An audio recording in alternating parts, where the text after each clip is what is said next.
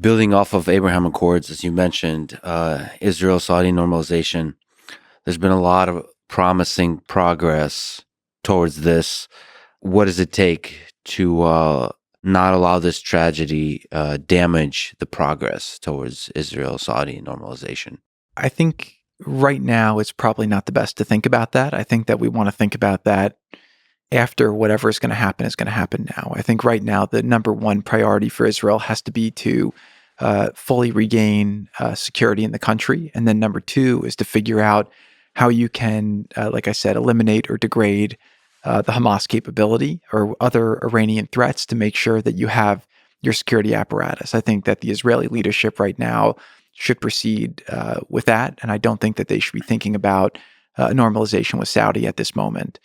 My instinct, and I've been watching this Israeli-Saudi normalization play out, obviously just speaking with people and seeing what I've been reading and watching with great excitement. I think it would be a game changer for the region. I think it's one of Iran's worst nightmares to have Israel and Saudi interlinked together. I think it'd be great for the Saudi people from a security perspective. What they're discussing with America would be very strong. The ability to get different elements across would be incredible. So what I would say with it is that the industrial logic held yesterday, and I think it will hold again tomorrow. So, I always expect countries to act in their interests. I think that the deal that's on the table right now between Saudi, Israel, and America is in Saudi's interests, it's in America's interests, and it's in Israel's interest.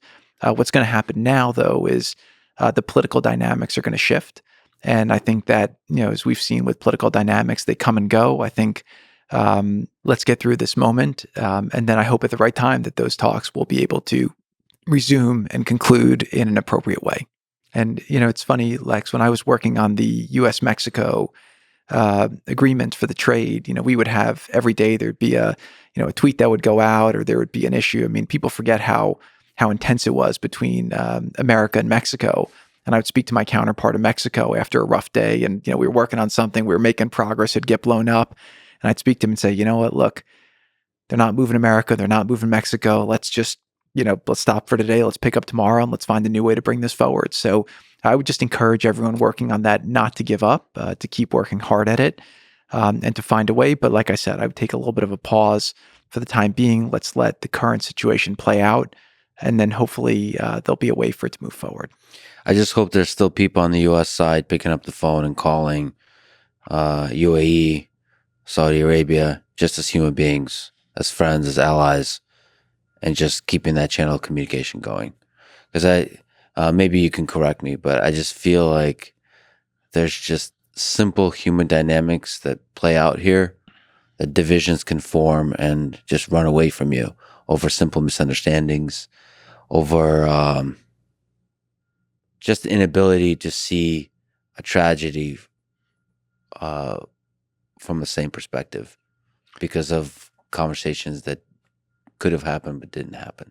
I think there'll definitely be communication, but words on phone calls is only worth so much. It's really trust between people and power, and obviously when you're in a position of power, you represent your country and your country's interests.